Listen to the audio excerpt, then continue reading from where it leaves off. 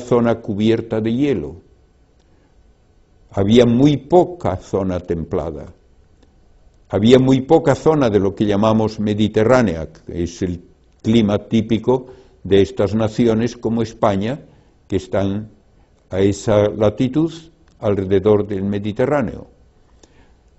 Ha cambiado poco hasta cierto punto la distribución de vegetación y de temperaturas cerca del Ecuador, pero ha cambiado mucho más en las zonas cercanas a los polos, tal como les dije hace un momento. Las últimas glaciaciones de hace 250.000 años llegaron a cubrir la mayor parte de las islas británicas y la mayor parte de la zona norte de Europa, todos los países escandinavos, pero gran parte también de Alemania y Países Bajos.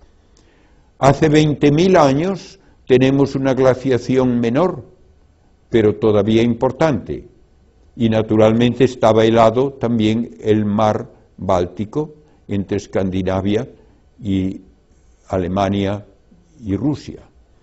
Todo esto ha ocurrido en diversas ocasiones y ha habido también efectos que todavía se ven en Norteamérica, que estuvo prácticamente cubierta por una capa de hielo que dejó toda la zona central de Estados Unidos reducida a una llanura por la erosión que causaban los glaciares. Quedan los grandes lagos todavía, donde hubo esos glaciares hace ya miles de años. Y con la congelación del hielo del agua del mar y otra vez con la fusión de esos hielos, cambió frecuentemente también el mapa, aumentando el nivel de los océanos en unas ocasiones, disminuyendo en otras y cambiando todas las corrientes que distribuyen el calor precisamente por el movimiento de las aguas de los océanos. Hace aproximadamente 10.000 años antes de Cristo, teníamos el océano a un nivel casi 40 metros menos del que tenemos hoy. Todo ello ha dado lugar a que poco a poco, al retirarse los glaciares, al fundirse el hielo, vaya aumentando el nivel de los océanos y hace 5.000 años ya el nivel de los océanos era no 40 metros menos que el de ahora, sino solo 10 metros menos que el de ahora. Desde la era cristiana apenas ha cambiado el nivel del océano. Ahora mismo hay cifras muy divergentes, pero se habla de que el océano está aumentando de nivel unas décimas de milímetro por año. Otros llegan a decir varios milímetros por año. No estoy cierto de cuál es la cifra más correcta. Pero todo esto ha ocurrido en el pasado, sí, y seguirá ocurriendo en el futuro también. Los grandes lagos de Norteamérica son los restos de esa capa de hielo que había reducido prácticamente la mayor parte del continente a una planicie. Y hay un modo de establecer una relación entre la periodicidad de las manchas en el Sol y la temperatura terrestre.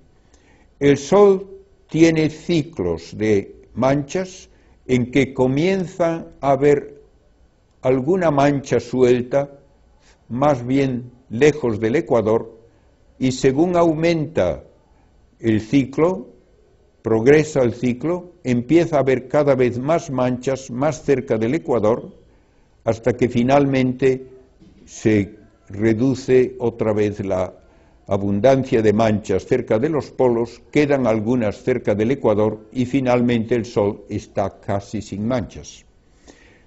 Hubo un periodo de unos 70 años en la alta Edad Media y después ya en el Renacimiento y periodos posteriores, en que no hubo manchas en el Sol casi durante un siglo.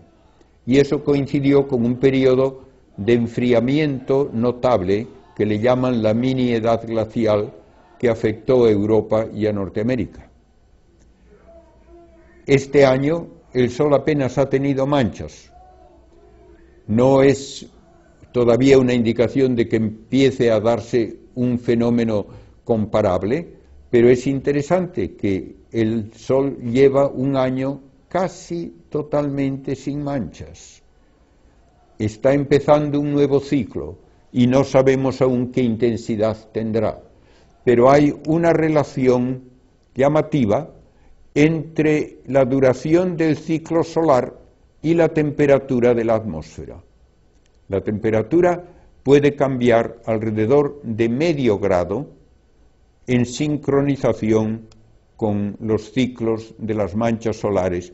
Desde 1700 al año 2000 se ve claramente que hay una correlación y no sabemos a qué se debe, porque el que el Sol tenga manchas parece que debe afectar muy poquito el nivel de energía que produce. Hay algunas hipótesis de que estas manchas controlan también el número de rayos cósmicos que llegan a la Tierra, porque afectan el magnetismo terrestre, y el número de rayos cósmicos influye en que se formen nubes con mayor o menor abundancia. Estamos hablando, pues, de causas extraterrestres que nosotros no podemos controlar y que a lo largo de muchos años parece han tenido un influjo sobre la atmósfera y sobre el clima de la Tierra.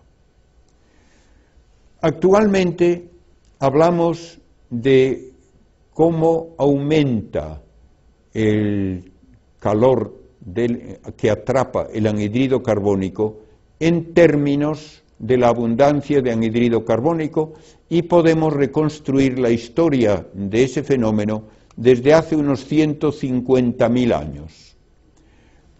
Fíjense que hay una cosa un poco llamativa.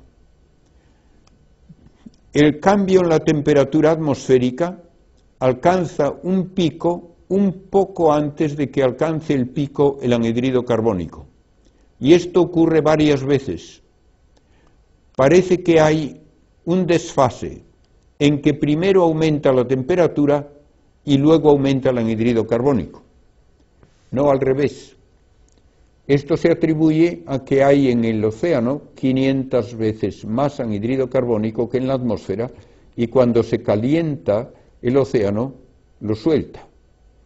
Pero claro, si hay este efecto, primero tenemos que preguntarnos por qué se calienta primero el océano, y esto ha ocurrido desde hace 150.000 años, por lo tanto tiene que ser por causas que tienen poco que ver con la actividad humana. Ahora, la actividad humana puede ser que influya, y los datos que tenemos indican que desde el año 1898, digamos en números redondos, desde el año 1900 hasta el presente, la temperatura media de la Tierra ha aumentado en 6 décimas de grado, con un margen de error de 2 o 3 décimas. El aumento ha sido casi exclusivamente entre 1900 y 1940. Por tanto, antes de que hubiese la enorme proliferación de automóviles y de industria que caracteriza la segunda mitad del siglo XX. Aumentó la temperatura antes de que aumentase la industria de una manera llamativa entre 1900 y 1940. Desde 1940 hasta 1975 hubo un periodo de enfriamiento. Yo tengo un libro publicado por la Academia de las Ciencias en Estados Unidos, publicado el año 1977, en que hay artículos que proponen la hipótesis plausible de que estamos a punto de comenzar una nueva época glacial. O sea que hace 30 años se pensaba que íbamos hacia una nueva época glacial, porque la Tierra se estaba enfriando. A partir de 1975 hasta el año 2000 volvió a haber un poco de calentamiento del orden de 2 o 3 décimas de grado. Y desde el año 2000 hasta hoy no ha habido un cambio apreciable. De modo que tenemos que juzgar críticamente afirmaciones como que los últimos años son los más calientes en la historia del planeta. Eso no es verdad. Entre otras cifras que se pueden mencionar, desde el año 800 al año 1300, la temperatura en Europa y en Norteamérica, que es donde tenemos mejores datos, fue de unos 3 a 5 grados superior a la que hay hoy. No es verdad que estamos en la época más caliente de la historia humana. En aquella época, que se llama el óptimo medieval, se cultivaba y se recogía gran cantidad de vino en Inglaterra.